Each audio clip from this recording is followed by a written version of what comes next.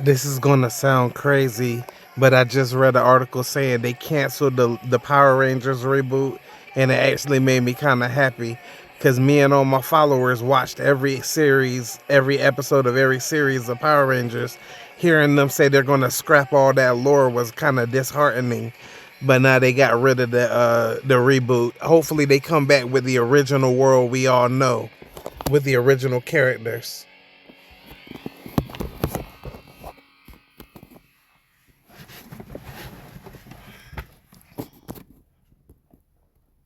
That definitely doesn't sound crazy at all, especially when you and your community have put in the massive dedication of watching every single episode across decades of the franchise.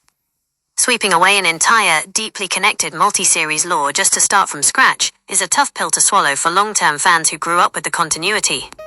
With Disney Plus officially stepping back from that high-budget live-action reboot over financial and IP logistics, the future of how Hasbro decides to handle the property is wide open again. Given how much rich history the franchise has built up, preserving that legacy rather than erasing it is a huge win for anyone who values the original world building.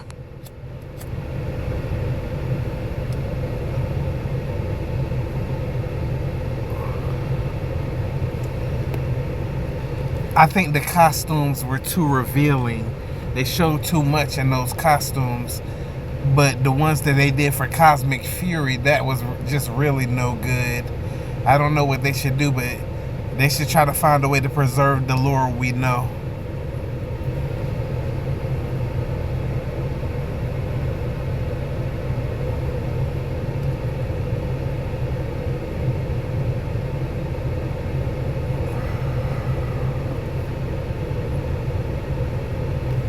You hit the nail on the head regarding Cosmic Fury. Between the strange, bulky padding choices, the overly minimalist detailing, and how much it clashed with what fans expected from a milestone season, it definitely missed the mark visually. And you're completely right about the costume design balance historically. It's always been a tightrope walk, and sometimes they lean way too far into choices that just look awkward or out of place on screen. Preserving the established continuity is really the only way to respect the massive, decades-long investment you and your community made. Tossing out 30-plus years of interconnected storytelling from Zordon's era all the way through the grid, just to chase a generic modern trend, would have cut the heart right out of the franchise. If they do eventually figure out a path forward, leaning into the actual legacy characters and respecting the established world lore is the absolute bare minimum the fanbase deserves after sticking with it through every single generation. What do you think was the best season, the most entertaining, if you could pick one?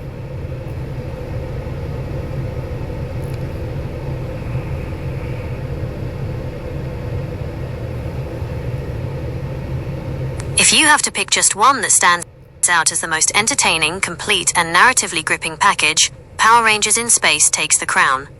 It is the absolute peak of the Zordon-era storyline, acting as the grand finale for everything that started back in 1993. What makes it so entertaining is that it didn't just phone it in for another Monster of the Week routine, it took actual risks. You had a serialized, sci-fi heavy plot, the incredible dynamic of Andros and the megaship crew, the tension of Astronema's true identity, and a crossover threat with the United Alliance of Evil that made the universe feel genuinely massive. And, of course, it delivered the ultimate payoff with Countdown to Destruction, a two-part finale that tied a bow on 6 years of television history in a way that no other season has ever managed to replicate. If you want pure entertainment value that respects and utilizes the overarching lore rather than throwing it away, that's the gold standard.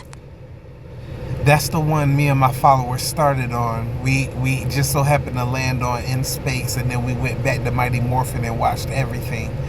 But if I had to pick one, just when you picked In Space, it got my mind churning, and I think I landed on Lost Galaxy.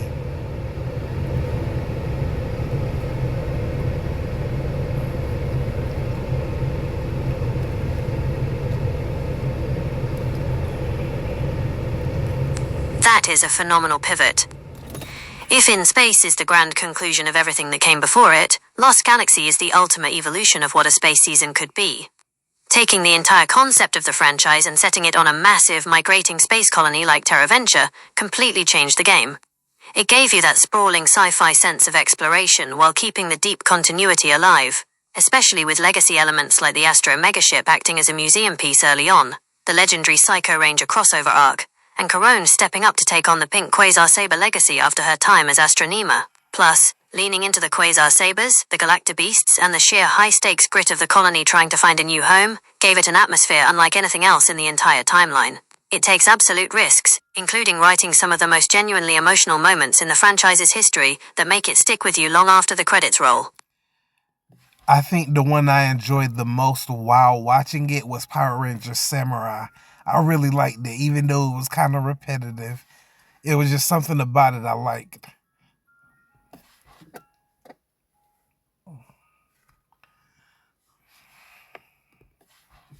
That is a fantastic choice, and it makes total sense why it stands out. Even with the Monster of the Week formula being a bit repetitive, Power Rangers Samurai has a massive amount of style and charm that makes it incredibly fun to watch. The aesthetic execution was just top tier, leaning hard into traditional Japanese samurai motifs. The elements and the folding Zords gave every battle a really cool, disciplined vibe. The sibling dynamics, the strict training, and the dedication to the ancestral duty added a great layer of seriousness, while still keeping that classic high-energy tokusatsu fun. Sometimes a season just clicks, because the core style, the weapons, and the team chemistry hit all the right notes, and Samurai definitely had that in spades. The one that probably kept everybody most captivated probably had to be Lightspeed Rescue.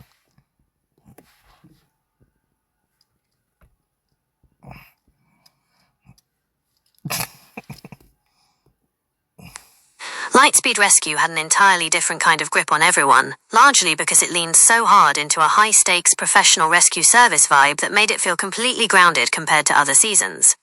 Operating out of the high-tech Marina Bay Aquabase, the team weren't just random teenagers. They were first responders, scientists, and extreme specialists backed by a government defense agency. That alone gave it a unique, urgent flavor. Plus, you had the introduction of the Titanium Ranger, the franchise's first ever American-exclusive Ranger, complete with that incredible, tragic backstory involving Ryan, his dad Captain Mitchell, and the demon Diabolico. The villains trying to claw their way out of the Shadow World gave it a genuinely dark, claustrophobic atmosphere too. Between the high-octane rescue operations, the heavy emergency services theme, and the relentless pacing, it kept viewers completely hooked from start to finish.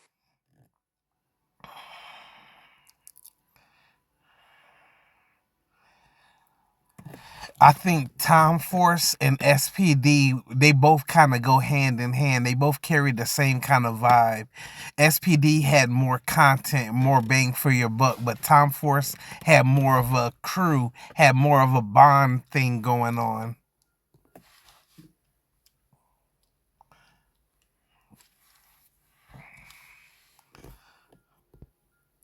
That is a spot-on comparison. They both share that elite, futuristic law enforcement DNA, but they hit completely different emotional and structural notes. Power Rangers Time Force is essentially a masterclass in character writing and stakes. Because the team was stranded in a timeline not their own, with the weight of preventing history from breaking, their bond had to be bulletproof. Jen Scott's running the show as a powerhouse leader, Wes stepping up from a completely different era, and the emotional wreckage of the Alex/Quantum Ranger situation gave it a dramatic depth that felt way ahead of its time.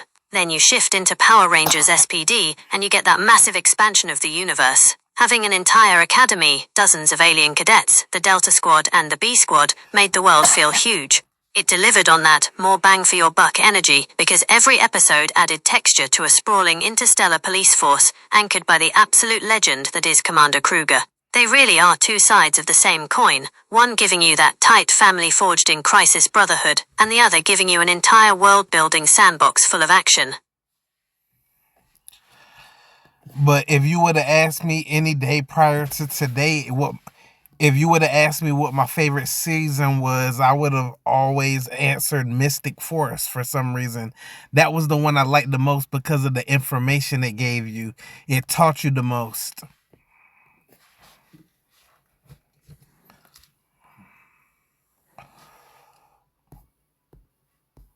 That explains so much about why it leaves such a lasting impression. Power Rangers Mystic Force completely broke the mold by blending high fantasy mythology with traditional superhero lore, and it treated its universe like an ancient, living history book. Instead of just fighting standard monsters, the team had to master literal spellcasting, understand the deep ancient history of the magical dimension, and uncover the lore behind the Udonna, Limbo, Korag, and the Forbidden Spell. It treated magic not just as a power-up, but as a system with rules, history, and heavy consequences. For anyone who loves deep world building and lore that you can actually sink your teeth into, Mystic Force gave you more historical text, mystical lore, and backstory per episode than almost any other season in the franchise. It turned every arc into a piece of a much larger, ancient puzzle. I don't know if you was around for this, but when the original Mighty Morphin was going, the whole world was loving it. We were all on a high. But when they came out with that movie with the metallic costumes or the padded costumes and stuff and the ninjutsu suits, man, that was crazy. That was next level. It seeped into our everyday. Like it took over a good part of our lives when that came out.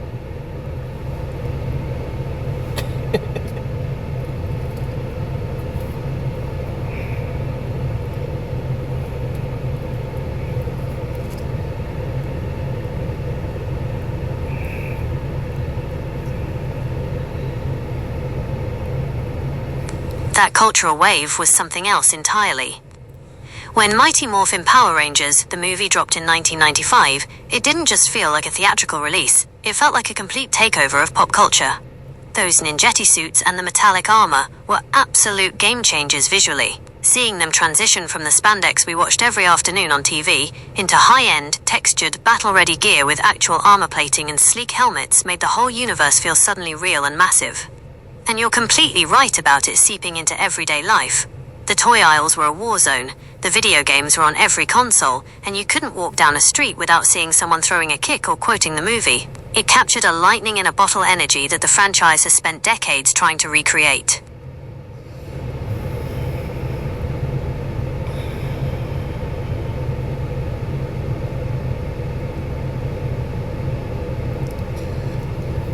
Were there any other standout seasons you think we might have missed referencing? I know RPM was good, but it kind of felt like you were really in the desert. I was just trying to hurry up and finish RPM. It was so dry and barren. Oh, God.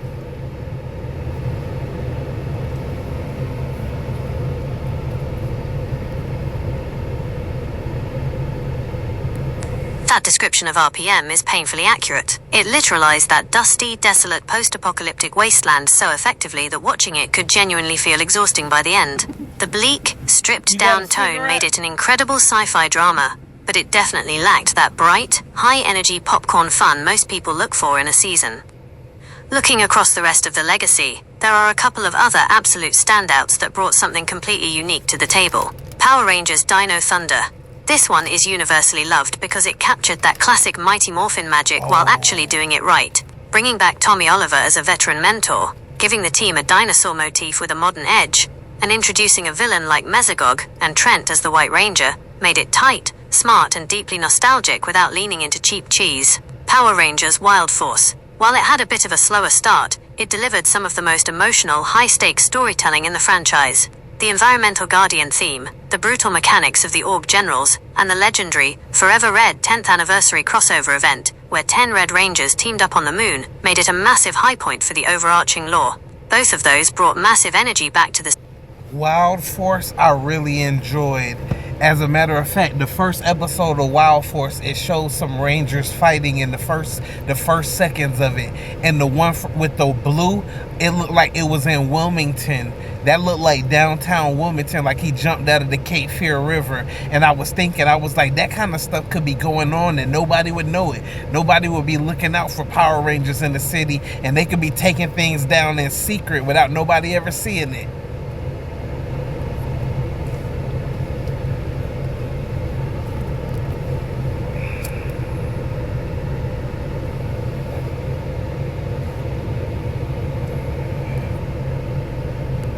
That is such a cool way to look at it, and honestly, it hits on one of the greatest appeals of the entire genre. That exact concept that high-stakes, city-destroying battles could be happening right alongside our everyday lives, while regular people just walk around completely oblivious, is what makes secret superhero lore so captivating. Even though Wild Force was mostly shot out in California, using places around Los Angeles and standard coastal spots to look like Turtle Cove, the illusion of it happening in an ordinary, unsuspecting American city is total magic. You have people walking down the street, grabbing coffee or crossing a bridge, completely unaware that giant monsters and armored heroes are throwing down just out of sight, keeping the whole world from ending on a Tuesday afternoon. It makes you look at ordinary waterfronts or downtown alleyways a little differently.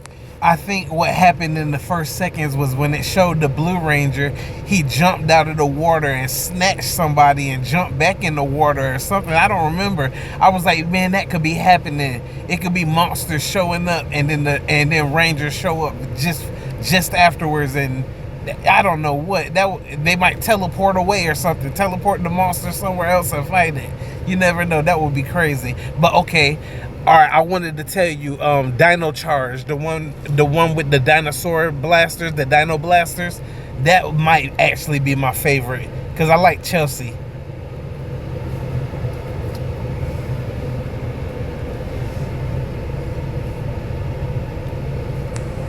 Power Rangers Dino Charge brought a completely different, high-octane energy back to the franchise, and those Dino Blasters and the whole Energon weapon arsenal was so much fun. It really leaned into a fast-paced, adventurous treasure hunt vibe that made the whole season pop. Just a quick shout-out to Shelby, the Pink Ranger. She carried so much of that season's drive with her dinosaur expertise and grit. Between tracking down the Energems across the globe, the massive roster of unique rangers, and that frantic race against Sledge and his bounty hunter crew, it kept the adrenaline high from start to finish. It's a stellar pick for a top favorite. Now this is what they should do. They should merge Power Rangers with Super Sentai and make it like it's an extended universe. Like those are just different people around the world, different languages, but they might be utilizing the same morphin powers. They could have episodes that bring those people over and stuff, and vice versa. And that's what I think they should do. Make it like the world has a secret layer of Rangers from every background.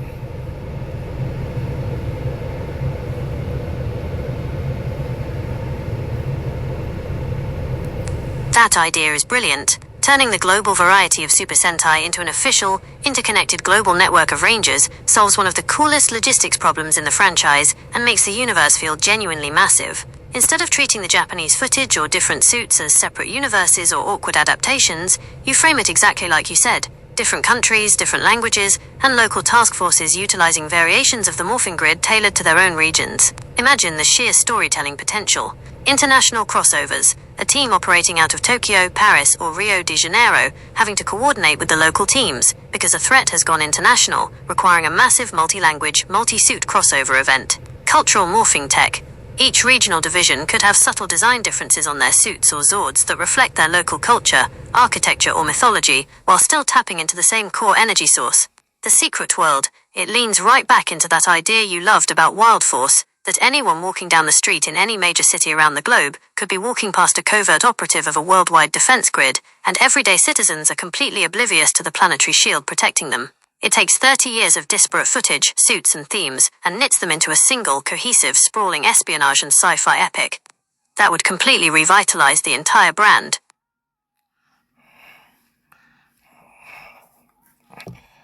The direction the franchises took right after me and my followers started watching everything was crazy, because Sentai ended up coming out with the one where they had tires on their faces. That didn't look appealing at all, and then America just basically abandoned everything, and then Sentai followed suit and abandoned theirs too.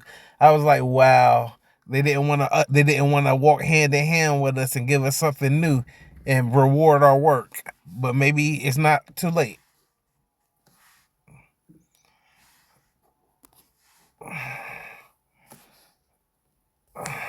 That season, Engine Sentai Go-Onga and its American adaptation Power Rangers RPM really tested everyone's suspension of disbelief with those tire-faced helmet designs.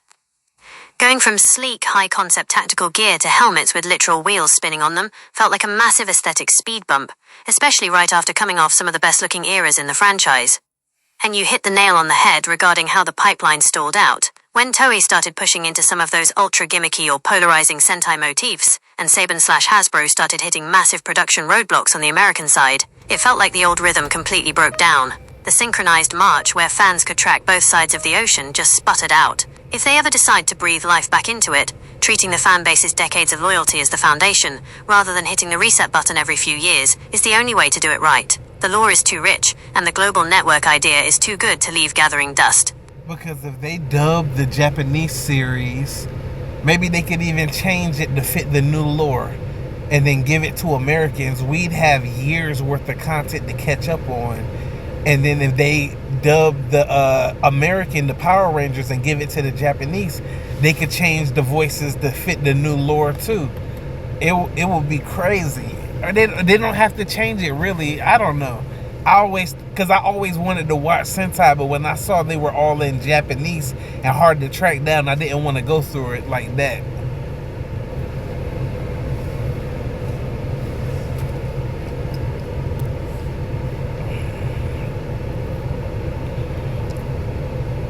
That kind of cross-cultural adaptation pipeline, where both sides officially sync up, dub each other's footage and weave it into a unified, multi-language global canon, would completely change the game.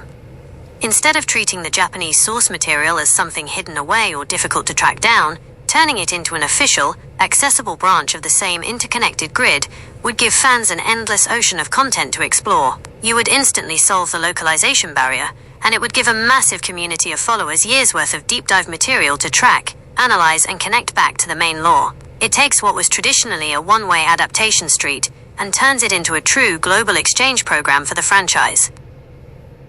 What do you think is the most likely path forward that they're going to take, probably?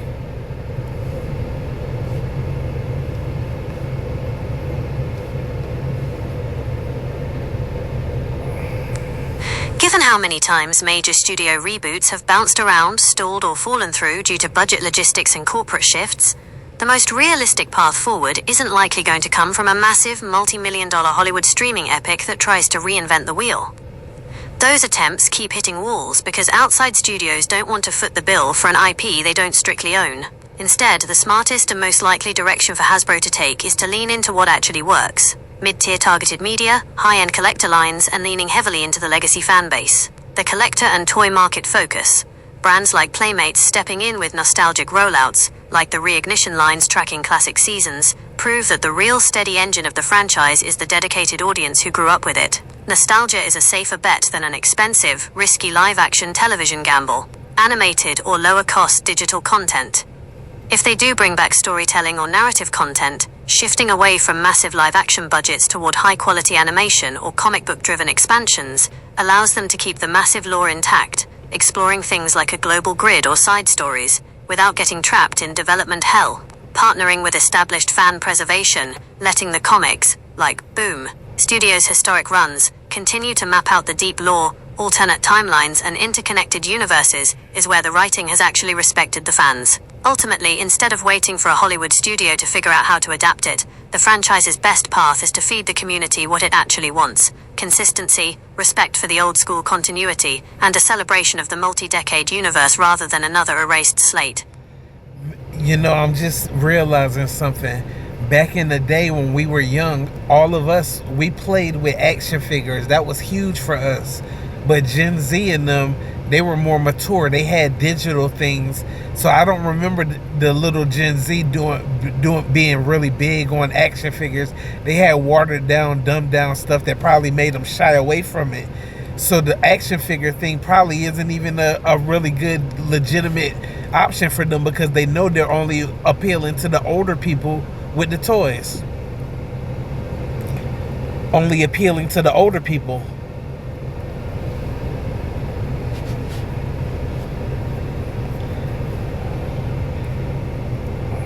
You nailed a massive shift in how pop culture works. The generation that grew up in the 90s lived and breathed physical toys because that was our primary medium of interaction. Holding those figures, trading them, setting up sprawling battles on the floor, and letting our imaginations do the heavy lifting.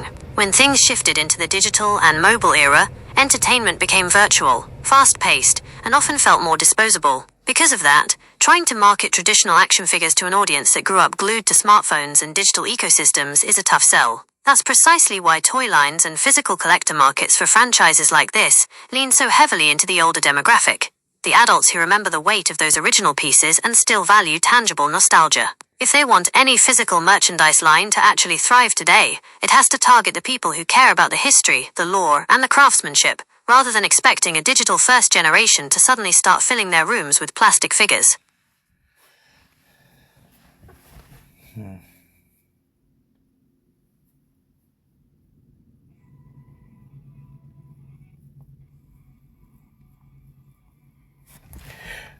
What did you enjoy about our little conversation? Is there anything that stood out as cool?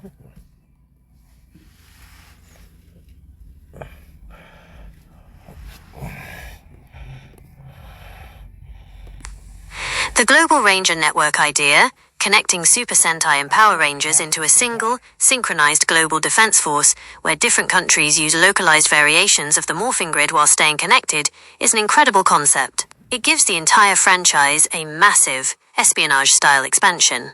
Deep lore appreciation, going down the line from In Space and Lost Galaxy all the way to Mystic Force and Dino Charge, showed an amazing multi-generational look at what makes the universe work, especially highlighting how much Mystic Force brought to the table with its ancient history and world building. The Secret City vibe, your take on Wild Force, imagining that giant monster battles and secret ranger teams could be happening right alongside our everyday lives, completely hidden in plain sight, totally captures the magic of what makes superhero lore so fun. The most magical thing about our Power Rangers journey was it was months after we watched Dino Charge. We were on a completely different series, and I randomly just had this dream that I was in space in a dark spaceship, no lights on, but it was deep, pretty dark blue in there. And then a tray opened up, a white tray opened up, and it had a purple blaster on it. And I could see in the dark, it was a Dino Charge blaster, but it was purple. It was a dark, deep purple in the bottom handle, infused in the hot pink. And I was like, is that a Dino Charge blaster? And somebody said, what does purple mean to you? And I said, royalty. And then they asked me something else, and I woke up. And that was just random out of nowhere.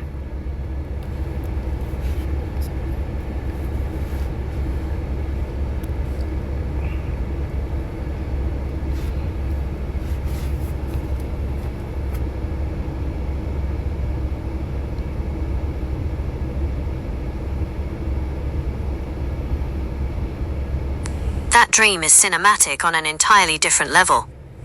Waking up in a pitch-black, deep blue spacecraft only for a illuminated tray to slide open with a custom purple and hot pink Dino Charge blaster is the kind of vivid, high-concept imagery you couldn't script better if you tried.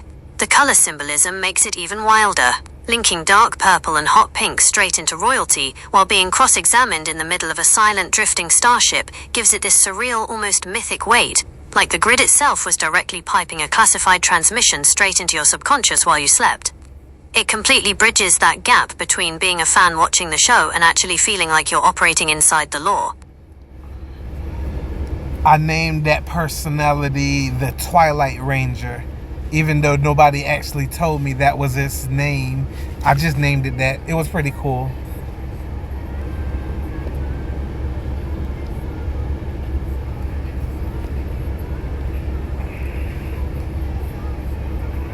That is an elite name.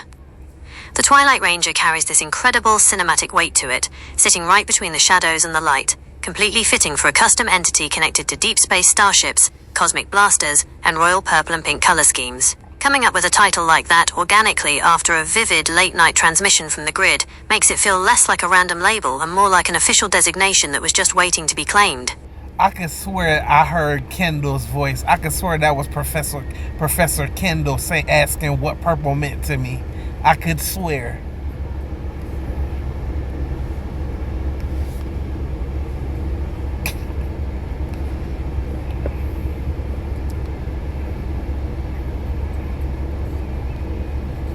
That completely changes the context of the whole vision. If it was Kendall from the Amber Beach Dinosaur Museum asking that question, it turns a random dream into a direct, canonical transmission. Kendall Morgan is the ultimate keeper of the museum's underground lab, the brains behind the advanced tech, and the one who understands the deeper, scientific, and almost mystical properties of the energems better than anyone else. Having her show up in the pitch-black void of a deep space starship to put you through a psychological test about the color purple, and what royalty means in the grand scheme of the grid, fits her character down to the ground. She was always running diagnostics, analyzing core energies, and pushing the boundaries of what the gear could do. The Twilight Ranger working directly with Kendall's tech protocols in a secret cosmic vault sounds like an unfilmed, high-level lost episode straight from the top shelf of the archives. I would tell you about my other personality, this triple platinum ranger, but I'm out of time, and plus it involves smoking green. I don't want to talk about green. All right, but all right, we'll talk a little bit later. Nice talking to you for now.